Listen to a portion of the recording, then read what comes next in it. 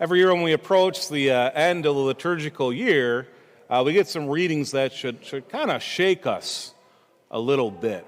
And of course, that's true this week as well. We know that next week is Christ the King, but this week we kind of near the end of Mark's Gospel.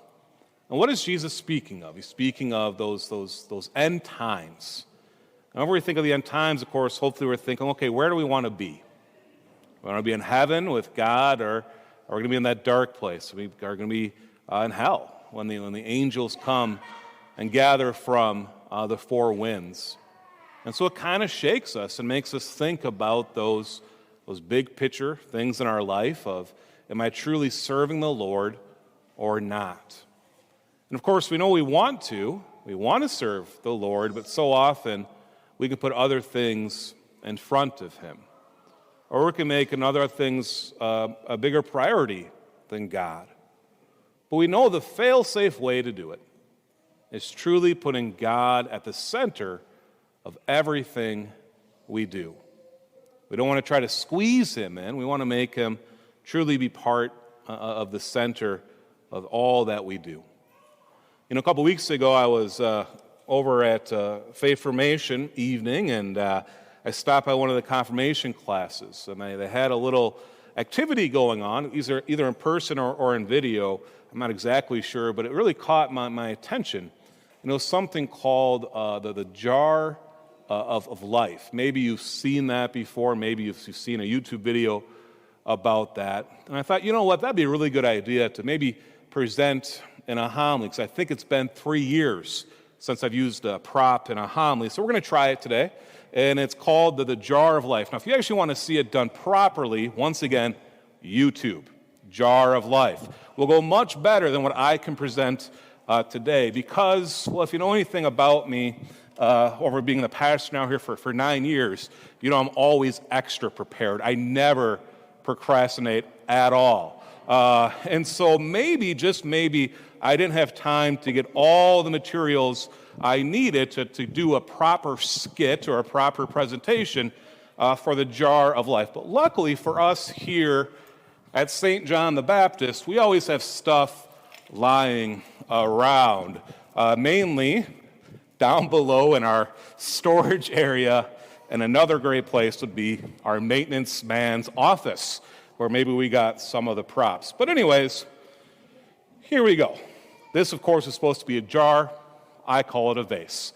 And we know that, our life can only be filled with so many things. So what do we fill our life up with?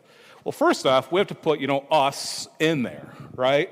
And so I thought, maybe I could ask for a volunteer to let me use their 2-week-old child, but I thought that probably wouldn't be a very good idea. So instead, this is meant to represent us.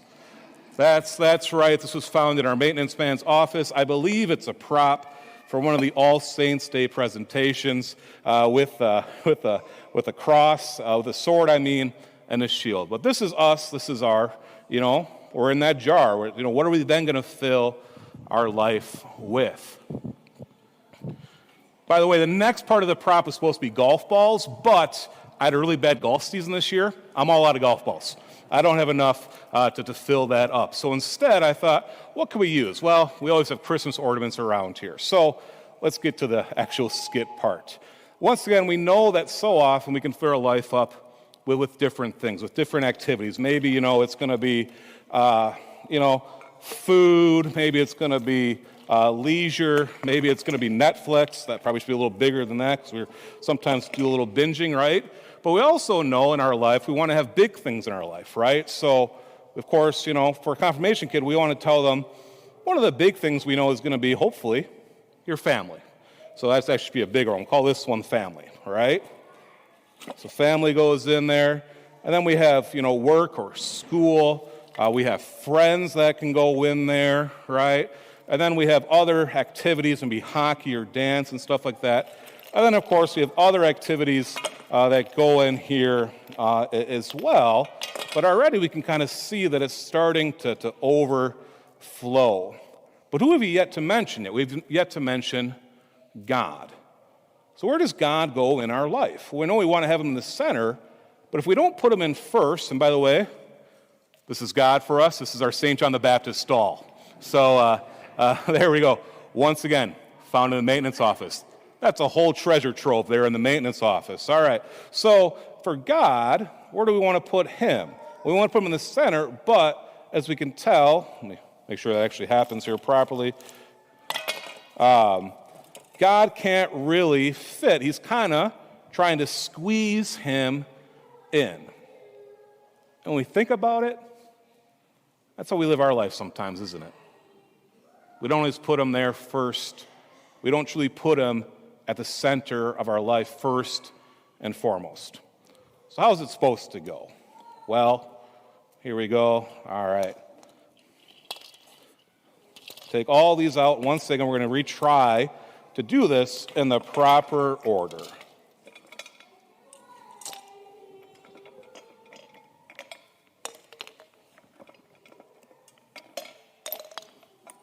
By the way, ornament's not the best idea.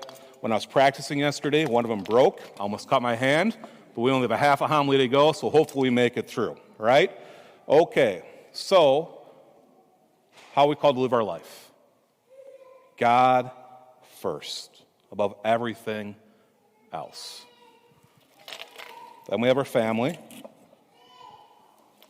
and we have our friends. And then, of course, maybe work, or for a confirmation student, we have school.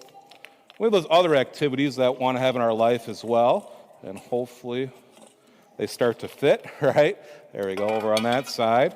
So then we have, leisure. Then we have food. Then we have, Snapchat. Well, hopefully not Snapchat, right?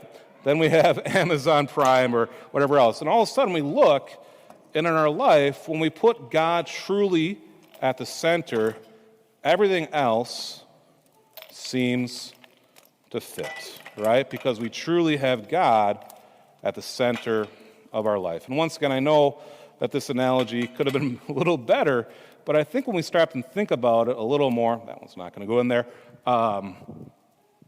we just have to look at our life. And once again, ask that question: are we trying to squeeze God in? Or are we truly letting him be first and foremost in our life? And the way we have to do that, we have to stop and actually examine our life. Are we, we're all here this morning, praise God, at Mass. So we're either here in person or we're online, and that's great. But I know one family, a couple years ago, they realized they were always seeming to squeeze Mass in. They look at their whole week, and then they say, okay, when can we go to Mass? And they made an adjustment. They said, first and foremost, what Mass are we going to go to? I think they decided, let's just say they decided the 8 o'clock Mass. And that's how they scheduled their week. And so when a friend called up and asked them, hey, do you want to go to brunch? You know what they said? Of course we want to go to brunch. How about you join us at Mass if you want to, and we can go to brunch at 9:30. So it's not trying to squeeze God in that way. Even in our daily life of prayer, do we truly give God the best time of our day? Are we dedicating that to work? Are we dedicating that to school life? Are we dedicating that even to family? Once again, family's not bad. Family's great. But who gives us the gift of family? God does. Everything is a gift from God. And our call to live our life is truly putting him at the center. And when we do this, we're going to have that fulfillment that we're longing for.